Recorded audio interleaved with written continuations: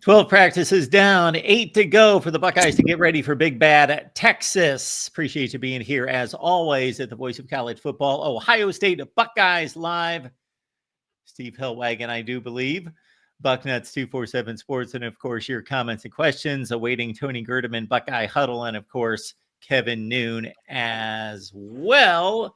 And again, it's just about 3 weeks and counting to the big Texas Showdown at the Shoe.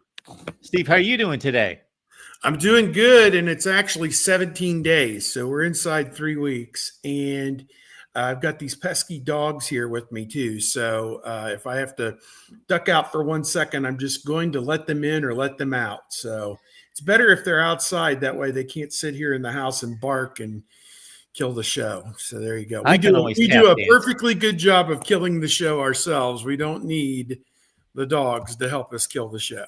So. No, we've got 4 of us usually working on that. So we're pretty good at that. And I've tap danced a time or two in my day, so we can do that again. Comments and questions, folks, leave those in the chat, and we do appreciate your contributions. Keep in mind, Steve, Kevin, Tony, top flight professionals, work on their sites, have so much that they have to deal with. They are slammed, and they show up each and every week, nonstop, all the time for our Buckeyes Live show. So keep that into consideration. We appreciate your contributions.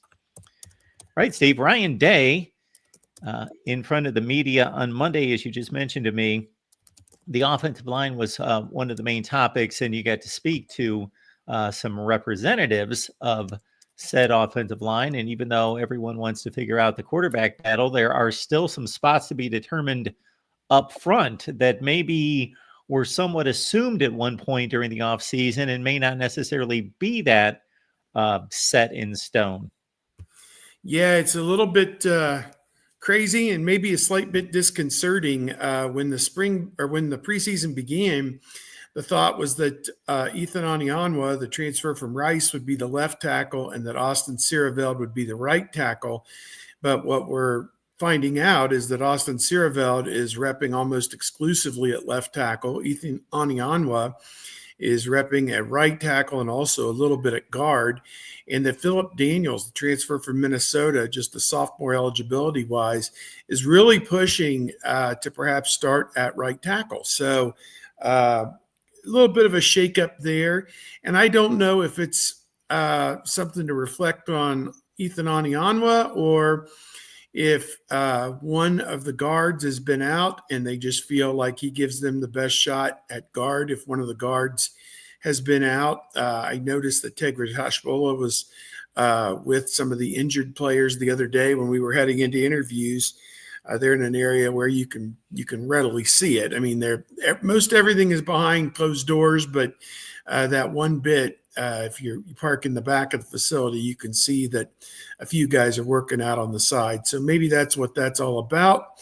I can't speak to that. That really wasn't addressed yesterday at the offensive line interviews, but I'm not sure exactly what's going on there, but I'm sure it will all shake out over the next 17 days. And, as Coach Day said, they want to form the two deep coming up, in the next few days. So maybe after the scrimmage on Saturday, they will have a much better idea of how that's going to look. Tony showing up for us, of course. Tony Gerdeman, Buckeye Huddle, and the Buckeye Weekly Podcast. We're talking offensive line. What'd you learn yesterday from being there with everybody with the offensive line people? Oh, you're on mute. You're muted.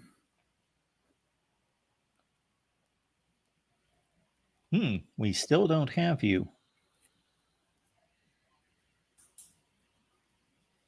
Don't know what the issue is. You're not muted here.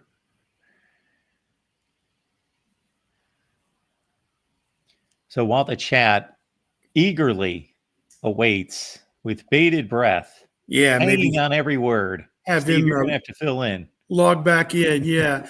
That's probably the big thing. I think the three interior spots everybody knows with Carson Hinsman at center.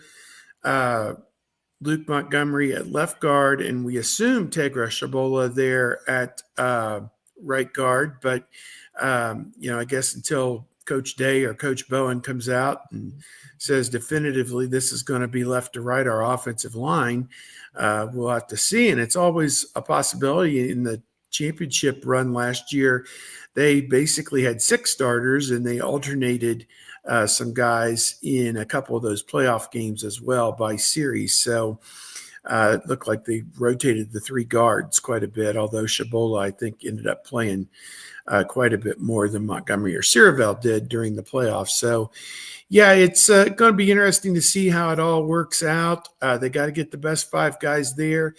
And with such young quarterbacks, with Lincoln Kienholz and Julian Sayin, you've got to have an airtight offensive line that, 1, provides you with the run blocking that you need, and 2, definitely provides you with the pass protection that you have to keep a clean pocket so those guys can operate and get the ball out in space to the great playmakers that this team has. So, again, they're going to continue working on it through Saturday's scrimmage, take Sunday off. And as Coach Day said, with it being Texas in the opening game on August the 30th, and Texas is number 1 nationally, Ohio State number 3 in the AP poll, they'll probably start on game prep early next week and have a full 12-day run-up to that big game with Texas. And you can't deny them that opportunity, obviously, or fault them for wanting to overly prepare for what's coming on August the 30th. Because for me, Steve, the 2 things that stood out about the offensive line and what's been reported just in recent days, and you alluded to one, would be Onyanwa, since he arrived back in the spring, being pretty much tabbed as, boom, set it, forget it, left tackle, that's our guy. And then the other one is the emergence of the original Minnesota transfer from the previous season that didn't really make much headway last year, of Philip Daniels, that he's been impressive in camp, and he may be earning more playing time than we anticipated. Yeah, I had one of the running backs say that earlier in the week that Philip Daniels is a, quote, dog. So I think that they like his tenacity. He brings some anger and some spirit perhaps to that offensive line. And that's always a good thing, certainly as long as you play within yourself emotionally. But, I think we've got to get into this. And the coaches have everything that they need to make these decisions. It's not something where me, after seeing 3 practices a week or 2 ago, can sit here and say, oh, definitively this guy is better than that guy, because I haven't been at practice the last week and a half. They haven't had any observers at practice. They did have a family day and former player day back on Monday, and we arrived for the interviews after practice, and the parking lot was full, much to the dismay of all of the media. But eventually we were able to park our cars and get in there. But, that was nice that the families of the players could come in for one day, and a lot of the former players were milling around as well. And that's a strong show of support for this team as they get ready to move into what, could be another great season. Robert, thank you so much for the super chat contribution. Appreciate that. Have a great show, gentlemen. We shall. It's made a little bit better by you, Robert. So thank you for being here. And Ryan Dawes, the Rod Farva, and other favorites in the chat. And speaking of favorites, maybe we should make this a permanent fixture of the show where Tony arrives like 10 minutes late so everyone can just anticipate the arrival. No, let's not do that. Can you hear me? I apologize for that one. I was dealing with a crazy cat, and the last thing he did before I threw him out of the room was hit the microphone button on my keyboard, and I didn't realize it until after I was rebooting. So I did want to touch on something that Rod Farva asked about, is the Philip Daniels thing more about him improving or Ethan Onyanwa regressing? I think one thing to keep in mind is that Philip Daniels has also apparently moved past Ian Moore.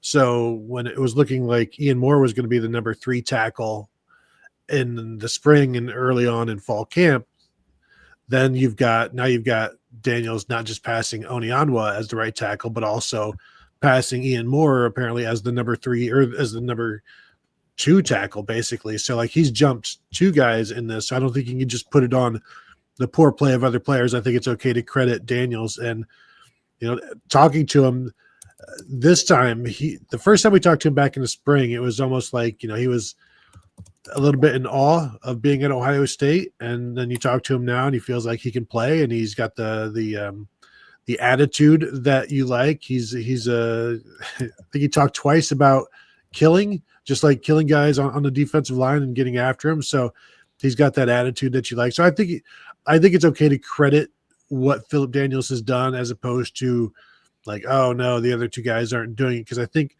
they're doing well enough. And now at this point, you're just finding out what else can Ethan Onyanwa do. Is now it becomes him versus Tegro Shabola, maybe at right guard. But this will be the week where they finally get everything finalized in terms of where guys are after this scrimmage, and then they'll start moving forward to Texas. Appreciate you all being here at the Voice of College Football. We've got a date with Phil Steele live at 1 p.m. Eastern Time over on the main channel. It's on the ticker down below. So join us, Phil Steele, for about a half hour, 1 p.m. Eastern Time. And I've got to record with Isaiah Hull of Wolverines Wire and Wolverines Locked On coming up right after this show. And so be looking out for that to be posted here very soon. All right, this quarterback situation continues, of course. Julian Sayin and one Lincoln Kienholz. Is Julian Sayin's ceiling just going to win out here? Is this just going to be a lot of pomp and circumstance for no reason? And I do agree with Ryan Day's approach to these, and it seems to follow a pattern that if there is doubt as to whether the quarterback there's no incumbent in play, that he's going to let them battle it out because they need to be competitors and show it on the field. And but then he wants that stretch of time late in camp to say, this is the guy, he's going to lead us. We're going, especially into a game like this, with a set starter. But that Julian Sayin, again, just the upside is too much to deny. Well, I would agree with that, but I also think his floor is higher right now too, which is what will win the job the first time, and then the ceiling will help him keep it. But from talking to people, talking to sources, that he's doing really well right now, and the team, enough players view him as the starter on the team. So that's something that Ryan Day talked about at Big Ten Media Days. Like, yeah, we'll eventually name somebody, but the team will know it. They'll know who the starter is because they'll see it. And I think they're seeing it in camp and seeing the way he throws the ball. Because one of the things that, as you talk to players, talk to coaches, and talk to anybody about the quarterbacks, they talk about the way that Julian throws it, and they talk about the athlete that Lincoln Kienholz is. And so I don't think that's, when those are the 2 ways you judge your quarterback, generally the guy that throws it better and is being judged on the quarterback qualities is going to be the guy that wins the job. Yeah, I look at it again. Most people believed it was going to be Julian Sayin. I've heard nothing to dispute that. A lot of people felt coming out of the scrimmage last Saturday, some people who may have been there or whatever, that he had another good day. So it doesn't feel like he's letting up in the competition here, even though Lincoln Kienholz has also performed pretty well by all accounts. And the idea seems to be, even potentially that Kienholz could be that dreaded red zone short yardage quarterback.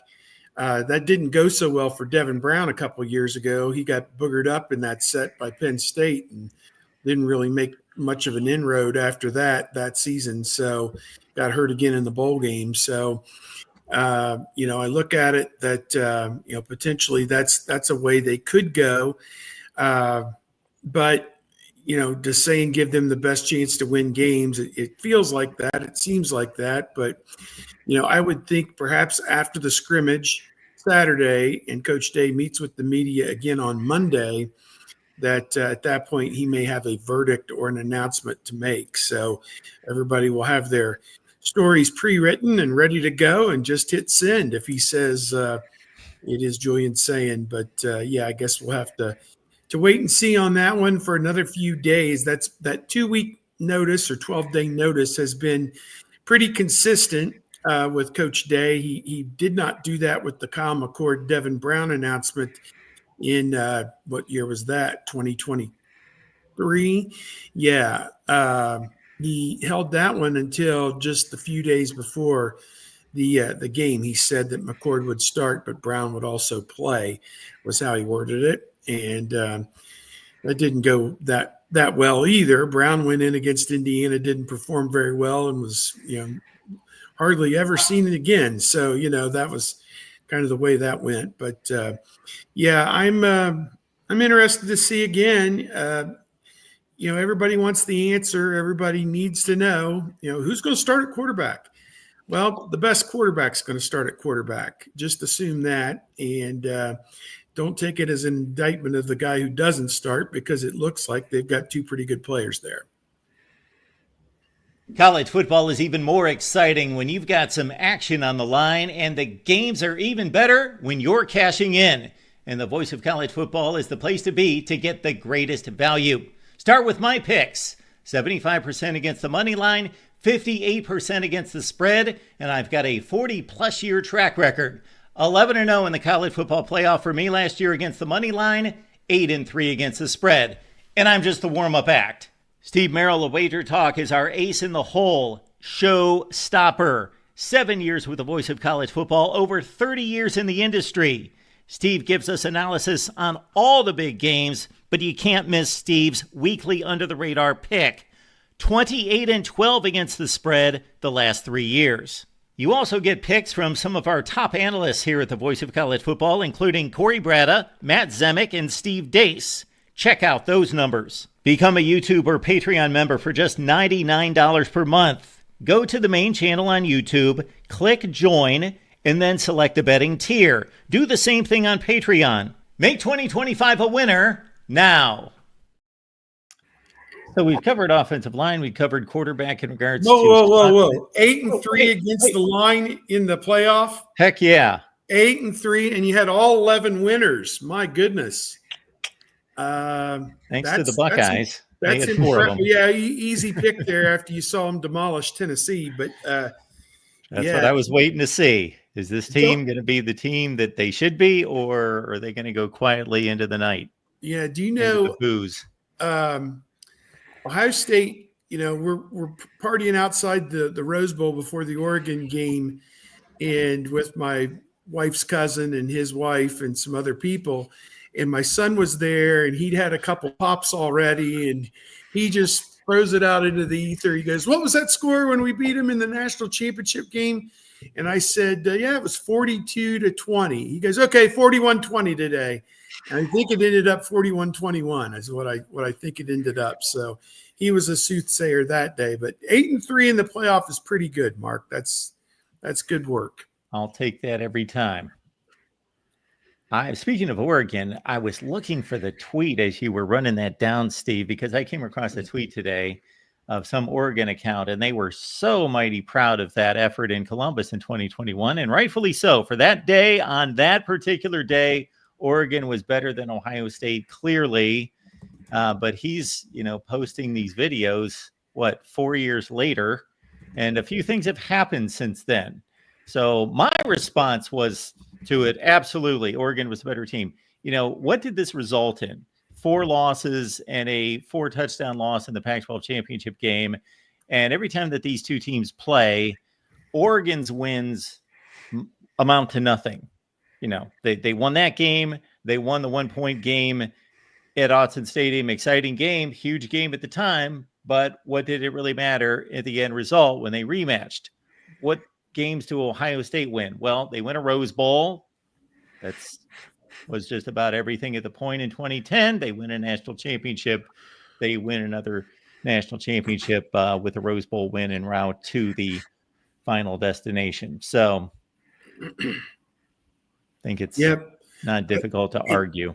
And people have them projected still top 10 this year, even though they lose Dylan Gabriel and some other key players. So, do they end up mixing this thing up with Ohio State and Penn State? 2 of those 3 seem like pretty good odds to make it to Indianapolis. And,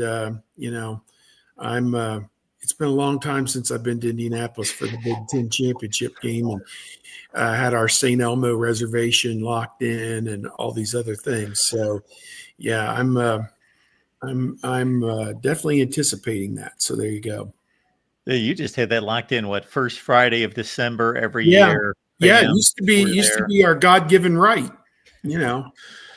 Yeah, Steve got to miss out on the home of the Colts too many years because of the home of the Stallions. Yeah, there you go. That's a good line. That is a good line. Are they ever going to rule on this? Or This week. This is the week. This is the week. God damn, it's Wednesday. When is it? When's it coming? Jeez, oh Pete. Speaking of Oregon's ranking, I'll hit you guys up with the AP rankings. Of course, the coaches poll came out the previous Monday and the AP 2 days ago.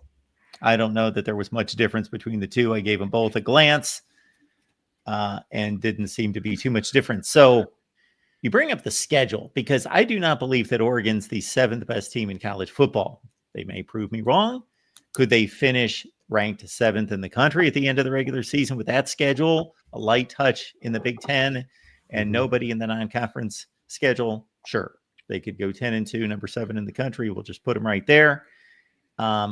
So when you guys are making these preseason rankings, are you just simply saying, these are the 25 best teams in the country? I don't care who they play, just looking at personnel and coaching staffs, 25 best teams in the country in order? Or are you trying to make a projection looking at the schedule and matching it up with the team? I don't spend a lot of time looking at their schedules. That would be just kind of diving into the rabbit hole, beyond what I've really got the time to worry about. I fell into the trap of looking at last year and, basically just rubber stamping it for this year. And it never goes that way. I mean, like, I have 3 of the Final 4, Texas, Ohio State, Penn State as my top 3, and it's like, that's unlikely to happen. It really is. I mean, we're sitting here today. One of those teams is going to have a bad injury or a fluky loss or something that screws everything up for them and, are not going to realize their destiny. And that is unfortunate, but it's just kind of the way it is. Crazy things happen in college football. I guess the best thing we can say is, 2 crazy things happened to Ohio State last year, a 1-point loss at Oregon and the 3-point loss, unthinkable to the Michigan team. And yet they were still in the playoff and won 4 games in incredible fashion and rolled to the national championship. So anything can happen. One thing that I explained in my ranking of a lot of these teams is I can't rank fraudulent programs. I just can't do it. I don't have Miami. I don't have Texas A&M. I don't have Oklahoma in my top 15. Other people do. I can't do it. I just can't do it. Auburn, same thing. And there's one other one. I'll have to think of it, but fraudulent. Just sure. Old I Miss. understand. Old Miss might be one. Texas A&M. Texas A&M, certainly. Yeah, Texas A&M, Oklahoma. Oklahoma's really just the last 5 years. The Venables era here is just, 4 loss city, as Vital might say. But yeah, I can't rank Miami. They haven't been worth a crap since 2001, 2002. I always bang that drum, we usually have a Miami person in the comments to flail away at us about how great Miami is. But I can't rank programs that just underachieve every year in my top 10 or top 15. I will not do it. I don't do a poll, so I only look at schedules almost, like when I'm trying to figure out who I expect to be there, who I'm going to be picking and whatever I'm doing. I like the road schedule is the biggest thing for me. And that's what I put probably too much stock in that and in the road schedule. But I think Oregon and Penn State are both favored in 11 of their games this year. Penn State's obviously not going to be favored at Ohio State, and Oregon's not favored at Penn State. But I believe other than that, they should win everything. And Oregon has a quarterback with Dante Moore started 5 or 6 games at UCLA, so he's got some experience there. But in terms of the poll, when the coaches poll came out, we did an episode, I think, of Buckeyes Tomorrow Morning using Ralph Russo's formula. If you guys are familiar with that, where you look at the preseason poll and at least in the AP version, we didn't have the AP yet, so we did the coaches poll version. But 4 of the top 5 teams, you got to pick 4 of the top 5 teams to make the playoff, and then 2 teams from 6 through 10, because that's generally how it goes, and then 2 more teams from 11 to 20, and then 1 from 21 to 25, and then 3 from outside of the rankings. And last year, that formula worked perfectly, except I don't think there was 1 from 21 to 25, so there's just 4 unranked teams. So it's an interesting exercise to go through there, and you look at the preseason poll, and I don't know, that's last year's or whatever. That's last year's preseason poll. I was just going to, after Steve had made the comment, Ohio State, Alabama didn't make it. Texas 4, Notre Dame 7, Penn State 8 in the Final Four. So not too bad. But in terms of the formula, you see 4 of the top 5 teams made it, 2 of the 6 through 10 made it. 2 from 11 through 20 made it, and I don't think there was a 21 through 25, but then 4 unranked teams made it. Yeah, 4 unranked. Yeah, in fact, from my preseason consensus poll I did last year, I went through it, and 1 through 4 of that, Georgia, Ohio State, Oregon, and Texas all were in. Ole Miss and Alabama were 5 and 6 and didn't make it. Notre Dame and Penn State were 7 and 8 and they made it. So that's almost perfect to what Tony was saying, 6 of the top 10. And then 9, 10, 11, and 12, none of them made it. Michigan, Missouri, Florida State, and Utah. And I'd almost put Florida State in that fraudulent thing as well, but they did go 12-0 2 years ago. So, they at least have that high ceiling every once in a while, but they've been largely fraudulent for the last 15 years. And then the others were Clemson 14, Tennessee 15, Boise 26, SMU 31, and Arizona and Indiana didn't even get a single voting point in the poll went out to 37 teams last year, and Arizona State and Indiana weren't mentioned anywhere. Hell, Arizona State won their league, and Indiana finished second in their league. So yeah, it was you got to look for a team that's going to come off the pace. Could Illinois be that team, just outside the top 12 or 14? I haven't looked at their schedule real close to see. I know they play Ohio State at home, and that could be a stranger danger moment for Ohio State. But, I don't know. Who do you look at coming from off the pace to kind of storm their way into it? Before we move on and Tony makes his comment, just to tack on to the Indiana-Illinois narrative, heard this. I'll credit Steve Dace, Michigan Podcast, when I recorded with him yesterday. Everybody check it out on Michigan Podcast.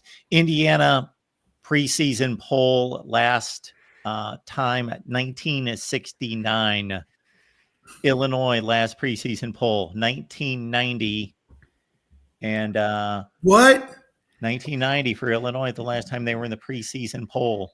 They've won a couple Big Tens. Or at least they won it in 2001, I think. What? Yeah, 01. And they weren't ranked in the following season? I think they were tied in 99. Ron Zook didn't get them ranked after 2007? I will double check that. I did not double check that, but that's what I got. 1990 and 1969. And Illinois has never followed up during that time, has never followed up an 8-win season with even a winning record. Oof. Wow. They will this time. I think, first of all, you got a guy who's a proven winner, as Arkansas tenure aside with Brett Bielema. You got a guy that's in his element in the Big Ten and knows what it takes to win games in the Big Ten environment. So he stunned some people last year, and I think they're going to continue to be pretty good. The quarterback's back, Luke Altmire. So, yeah, I look for them to be pretty good again. Regarding the preseason rankings, and I saw everybody, not everybody, a lot of the SEC folks touting the difficult preseason, the difficult schedules based on the preseason rankings. And I tweeted this out a couple days ago, but of the 8 Big Ten teams ranked either in last year's AP preseason poll or the final poll, only Michigan, USC, and Iowa finished below their preseason rankings. Of the 10 SEC teams ranked last year, Georgia, Alabama, Ole Miss, Missouri, LSU, Oklahoma, and Texas A&M all finished below their preseason rankings. Only Tennessee and South Carolina outdid their preseason rankings, whereas Ohio State, Penn State, Indiana, and Illinois all outdid their preseason rankings. Texas and Oregon were the only teams that finished right where they began. So as we know, I'm not breaking any news here, the SEC preseason schedule, like the SEC is always overrated in the preseason schedule. But then people tell you, well, yeah, they drop out of that because they play an SEC schedule. And so then we just get into this circular thing. But the math shows you like the SEC is generally going to be overrated in the preseason. One other pet peeve I have about preseason rankings or rankings in general, and I like what Steve does. Don't look at the schedules. Don't try to predict what's going to happen. Absolutely. Because once you try to predict how things are going to go, now you're doing a self-fulfilling prophecy, and that's not ranking. That's you're trying to predict. Pick the teams and then let them win or lose, and then go ahead and move your.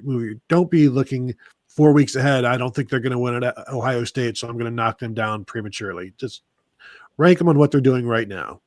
That seems to be the response every time I talk to anyone who has any involvement in preseason rankings, whether they do their own or they're affiliated with a official service, that the first thing they start talking about is the schedule. Well, they got to play. Did you see who they've got in November? Well, rank the teams. Rank the teams based on how good you think they are. And if suddenly Miami had to play, Notre Dame, Ohio State, Oklahoma, Nebraska, Texas, et cetera, if they did somebody had the most impossible schedule known to man, but you thought they were the 5th best team in the country, just rank them 5th and then let it play out. Well, here's the Illinois schedule, Steve. So they travel to Duke. That's going to be a difficult game the second week of the season. Now, in regards to the Big Ten schedule, it's funny that we bring up Indiana and Illinois and kind of attach them by the hip because that is the Big Ten opener at Indiana for the Illini. So that's going to be an extremely interesting game and important game. Elimination game. For Illinois, from what I remember before I go down, if they can survive mid-October, because 3 of the first 4 are difficult with USC and Ohio State added to Indiana, then those last 4 games, Rutgers, Maryland, Wisconsin, Northwestern down the stretch, man, they can take it home from there. Yep, they got the potential to have a 9-3 type season, perhaps.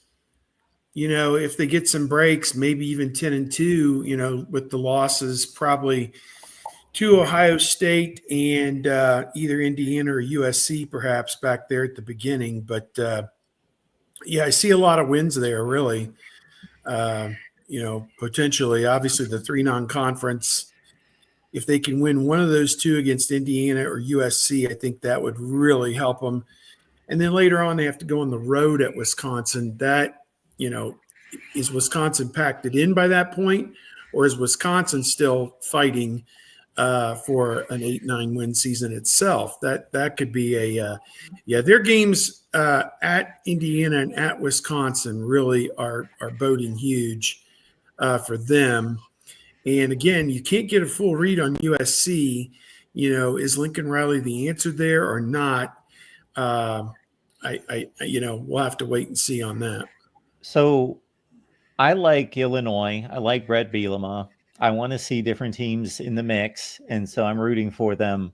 But I fail to see what they really accomplished last year. Now, in just beating their brethren in the Big Ten, that's a huge accomplishment for Illinois. But in regards to saying that this is a really good team coming back, I kind of fail to see where that's substantiated other than beating up on Michigan.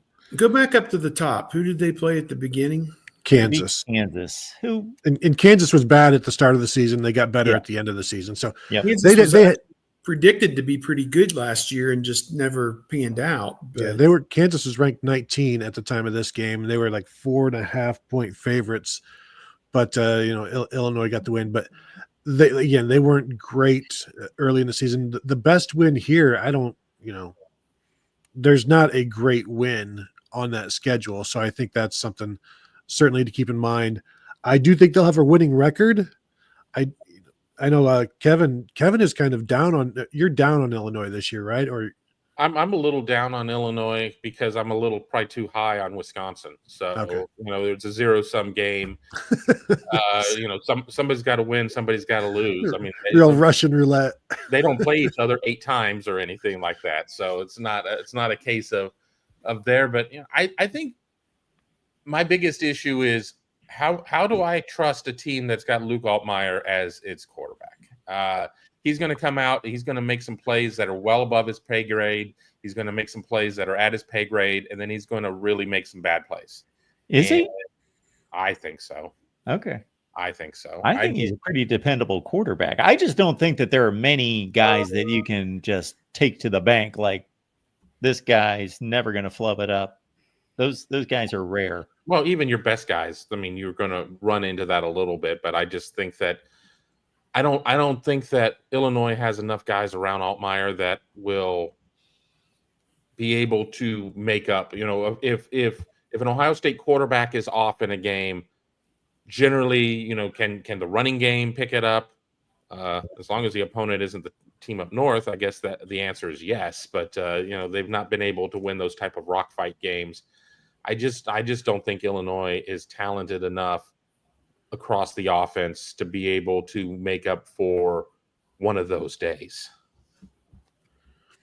Yeah, they lost 2 NFL receivers in Pat Bryant and Zachary Franklin, and I don't know that they've been replaced. They have been replaced in the transfer portal by a group of 5 players. Here's a question regarding, I guess, Ohio State and the Big Ten that I asked on our message board today regarding all of the quarterbacks. And if Julian Sayin is the Ohio State starting quarterback, how many Big Ten quarterbacks are you taking ahead of him this year? Like right now, would you rather have Luke Altmire? Would you rather have Drew Aller? Would you rather have Dante Moore? Or, have you seen enough of all of those guys I'm going to choose door number 3, which is Julian Sayin, and I only know a little bit about him. Are you going to go with that option, Mark? I'll put you on the right now in front of everybody. Doreen and everybody. Okay. What quarterbacks do I take in the Big Ten? I am going to take Drew Aller.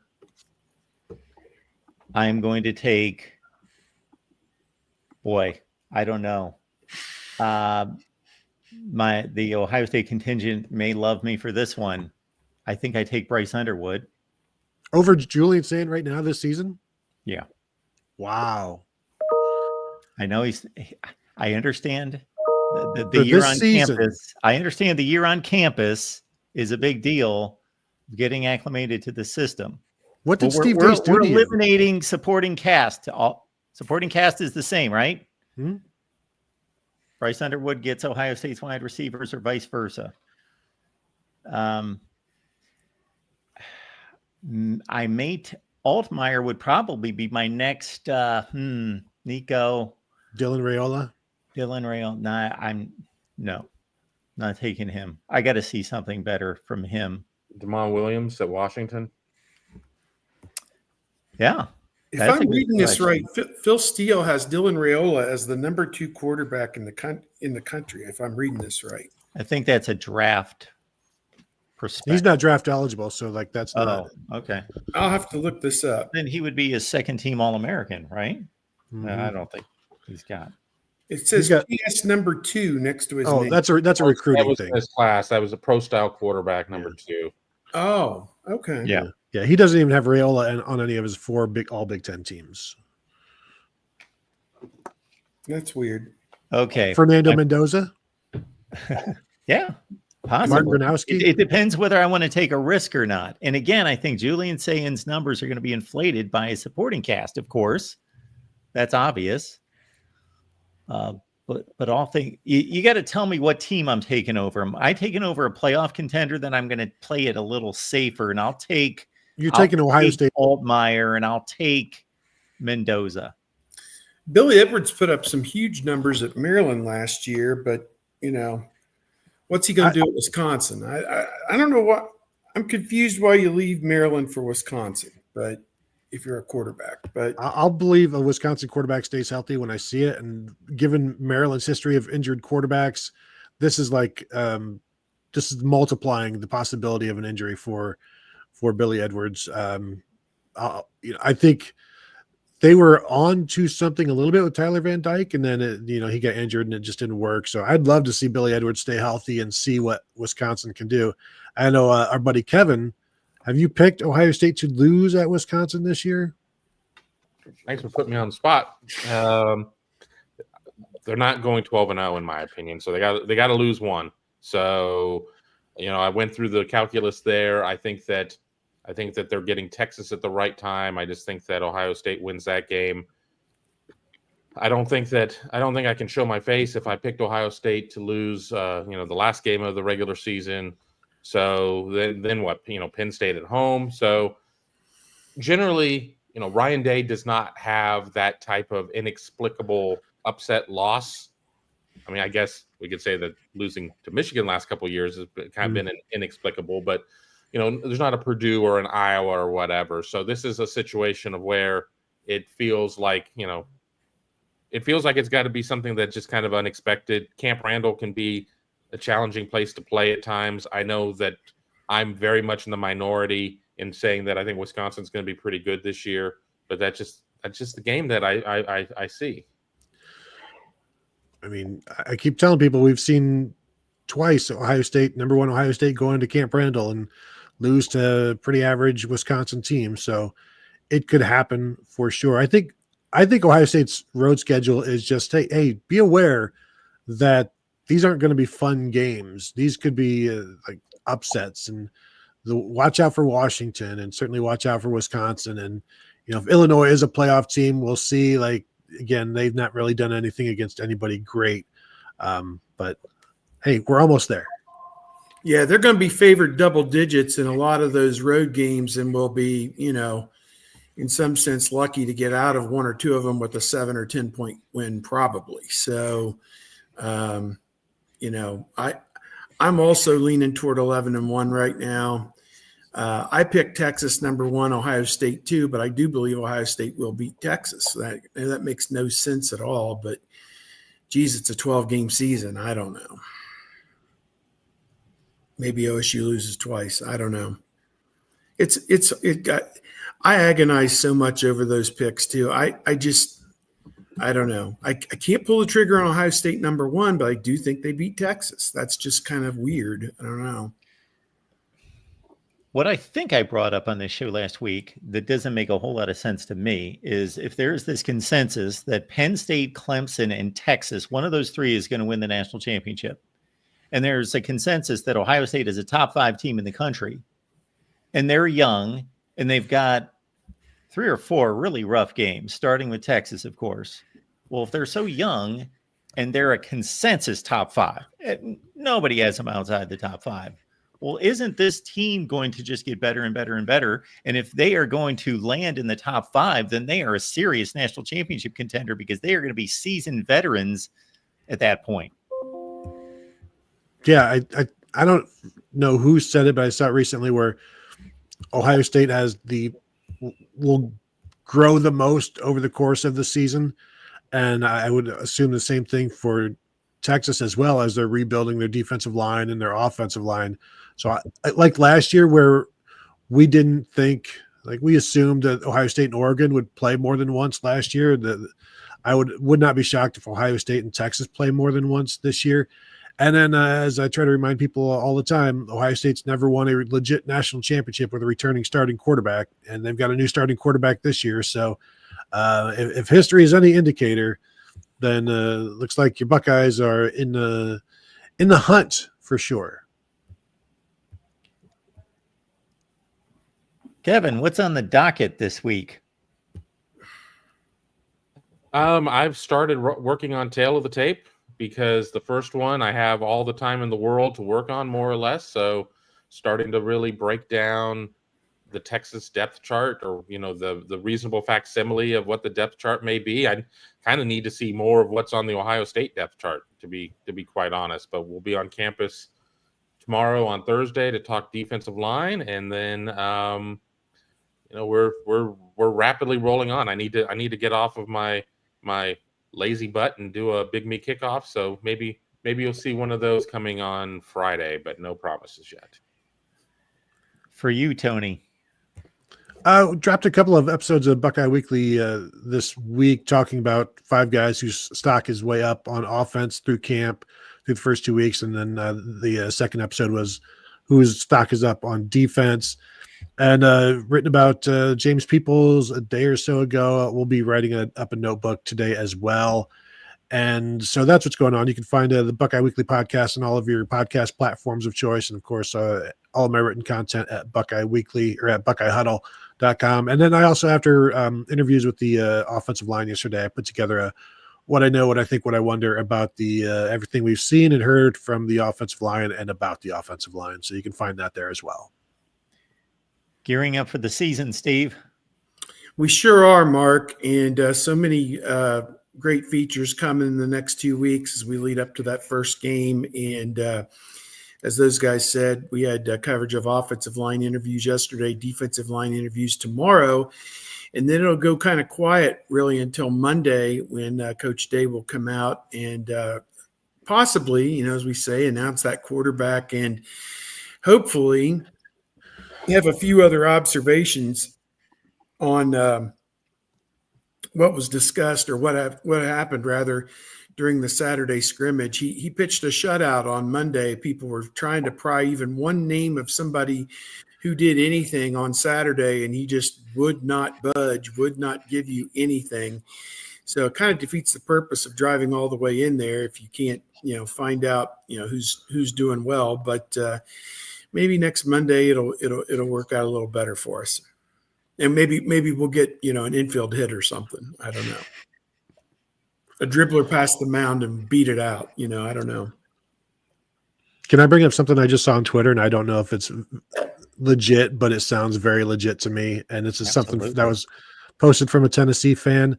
Said, I'm on a flight with Buckeye guy, and it's his birthday. The pilot announced it when we landed. Happy birthday, Buckeye guy. What? How do you? Yeah. How does the pilot know this unless you're telling somebody this? And why the hell are you doing that? And is he wearing a cape? It's the only way to travel. John Chubb is the guy's name, and not all heroes wear capes, but that guy sure is. So yeah, it's something. He does some good things. I know people have kind of vilified the guy over the years, but he does a bicycle drive to give to kids that, their families can't afford bicycles for them and different things. Now, and he's always right there front and center. Now, the funny story he once said is, you guys in the media, your company pays for all your travel and everything. He goes, I pay for all my own travel. I'm like, well, who the hell else would you expect to pay for it? You want Ohio State to fly you in as like your Brutus Buckeye or something? I mean, I don't get it. For that 37 seconds of airtime. Yeah. Yeah. Oh, well. Anything else for you three? No, but I would agree with Steve. We're going to get the starting quarterback on Monday. Okay. And after they'll have the scrimmage on Saturday, they'll just confirm everything that they believe they know and run the numbers, and the numbers will tell them what their eyes told them, I believe. Hey, I did my chat on Monday, and I got out of 20 questions, 5 or 6 of them were NIL is killing us, recruiting is dead because of NIL, et cetera, et cetera. And I shared my thoughts that I just think Ross Bjork in particular does not want to promise people anything that they can't deliver. That was one. And I also said that he is waiting for other schools to be the guinea pigs to put stuff through the clearinghouse beyond the revenue share to see what it was. I had a guy reply, and this is what he said. They are not offering guaranteed NIL deals. That's the difference. Other schools are offering revenue share and guaranteed NIL deals. Ohio State is offering revenue share and NIL opportunities. Let's see. How can you offer a guaranteed NIL deal when you have no idea what true deals players will be able to sign? You could not within the rules. That changed with the CSC caving on the collective business classification. Now my collective can hold 50 events a year and pay every player on the roster a deal that will clear the clearinghouse at every event. It's a massive loophole. And the CSC caved because they knew they were going to lose in court. Ohio State has a massive NIL war chest, but they will not spend at this point because they refuse to guarantee these deals and play within the gray area. But all the competition, Georgia, Bama, Oregon, Texas, all have pivoted.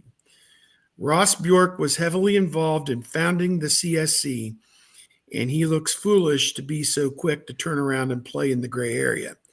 So essentially, Ohio State's class is suffering because he is a believer in the settlement and doesn't want to undermine it. So that was, I don't know what that person's viewpoint of it is. He may or may not be informed, but you see a kid like this Womack kid, a 5-star national top 20 player, a safety, who now seems as headed to Auburn when he loved Ohio State, and it's all NIL driven, it seems. But I don't know what does this sound anything close to what you guys are hearing on your end? I mean, I'm just kind of like feeling my way through the dark on this. Like, what's the truth, and why is Ohio State suddenly sucking at recruiting? Well, I mean, I think there is some truth there. I mean, the problem is there's some things that we can't see inside the program to know for sure, the motivations of things. But Ohio State is not going to be somebody that's going to, or be a program that's going to outbid a lot of places and ruin locker room dynamics. Are you going to bring in a kid who's not played a down of college football and pay him more than your starting left guard? It creates a lot of issues there. For all of the work we've done in getting this house settlement and everything else, NIL is still largely a pay for play type of racket. And I think we're going to see at a point where numbers are going to get brought down to a certain extent. This is the time to get it while you can. Go out and get all the money that you can. And I'm sure that there are agents out there that are advising to grab as much money as you can and to be profitable while you can, because the numbers are going to be brought back down to earth. Ryan Day said it at Big Ten Media Days. We don't want to make offers that we can't fill. And that was when they were operating under the old CSC rules. But that statement still stands, because he said it'd be a bad look for Ohio State if we make promises that we can't keep. It's not something they want to do. And then, initially with the rules have changed a little, but you still have to pass through NIL Go, and these deals still have to be valid now that the definition of valid has been stretched a bit. And one of the questions I have is, okay, so if Ohio State can pay more now, where should it go? You can't give recruits money. They can't receive a cent until they're on campus. So where should it go? And people are pointing at, Braylon Womack would be the obvious answer, but then how much of your money should go to two incoming freshman safeties? And so that becomes, if you've already got one safety that you really like in Blaine Bradford, do you want to spend money that more money on another safety? And it's always, I chuckle a little bit about, this kid wants to be a Buckeye and this kid wants to be a Buckeye. And it's like, there's ways to be a Buckeye. You could just be it. You could just do it. And it's not like, we just weren't allowed to do it. No, you're allowed to, and you'll do all right. It's just, some people want it immediately. And I understand that as well. And I know Ohio State fans are upset about it. And, why are they always getting outbid by everybody? And it's not like they're not getting outbid by everybody. They're getting outbid by particular schools each time. And it's not the same school. When you're bidding, you go to any auction, if you're bidding against an entire room, pretty good chance you're going to lose. If you're just bidding against one person, it's just two people at an auction, you got a 50% chance. If you're bidding against an entire room, which is what is going on in the NCAA right now, yeah, this time it's Auburn. Next time it's Texas Tech. Time before that it's Texas or whatever. So it's, you know, it's not something that Ohio State loves to deal with. I think at some point they have to decide whether to start to disrupt the locker room, because that's also the other fear. And the thing is, like, if you've just increased everybody's pay starting in recruiting, eventually you're not overpaying. Like, you're not the guy that came in for as a true freshman at $450,000. Like, by the time he's a senior or whatever, he's making more than that. And then the next freshman that comes in at 700 isn't making more than the senior. So if you start paying them now, then maybe it won't be such a problem down the road. Yep. We had one other post on our board, sobering comments from Pantoni. He did an interview, Mark Pantoni, the general manager for player personnel for Ohio State, with Austin Ward and Jeremy Birmingham, our good friends there. And he said his job is now consumed to some extent with the task of negotiating and renegotiating NIL deals at least once and sometimes twice a year with most of the 85-man roster. And he said this is in addition to dealing with the agents for 40 or 50 high school recruits. He said it's hard for him to see the coaches go out and put so much time and energy in building great relationships with recruits and put together a fair NIL package for the guys, only to learn it's less than half of what other schools are offering. So he says every school now has money, and fans need to expect that Ohio State is going to lose more recruiting battles than in years past. And that kind of follows along what Tony was just saying about being in an open auction situation where, you know, now suffice to say, Illinois and Wisconsin have money to, I'm just pulling names out of a hat, to outbid Ohio State potentially if need be. So yeah, it's a strange new world out there. And nobody's bought a recruiting class that has won a national championship yet. And I don't expect, until that happens, until that's the norm, just continue to develop and then pick up people in the portal and do what you've been doing, because no program has been more consistent than Ohio State throughout all of the changes in college football over the last, 50, 60, 100 years. Last year showed that you can be a sniper and pluck off a Downs and a McLaughlin and, 2 or 3 other guys to be starters and win the national championship. So yeah, I'm on board with that. Be on board here at the Voice of College Football. You've got Kevin at BuckeyeHuddle.com and the Big Me Podcast. You got Tony at Buckeye Huddle and the Buckeye Weekly Podcast. And, of course, Steve at Bucknuts. We'll be back next week, and we will see you all back for that. And, again, Phil Steele at 1 p.m. Eastern Time live. We'll see you then.